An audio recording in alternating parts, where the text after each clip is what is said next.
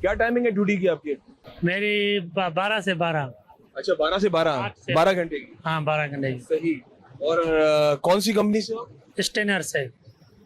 अच्छा, हाँ। मुझे ये बताओ कि कोई और फैसिलिटीज मिलती है कंपनी से? नहीं और कुछ नहीं मिलता है, 20,000 तनख्वाह मिलती है। अच्छा, और इसके अलावा ट्रेनिंग की है कोई?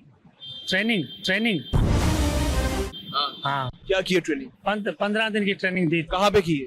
उधर इस दफ्तर में। कहाँ है दफ्तर का? है दफ्तर तारक रोड पे है। तारी रोड पे?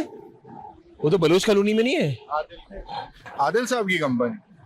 अच्छा अच्छा अच्छा, हाँ मतलब ट्रेनिंग करवाई। ट्रेनिंग में क्या करवाया जाता है?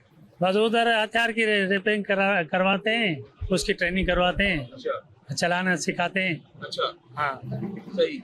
और उस 15 दिन की ट्रेनिंग में क्या गार्ड इस काबिल हो जाता है कि वो लोकेशन पे खड़ा हो? बिल्कुल हो जाता है। अच्छा, हो जाता है। तो मतलब कि ये आप कह रहे हो कि ये सब हो जाता है ये? हाँ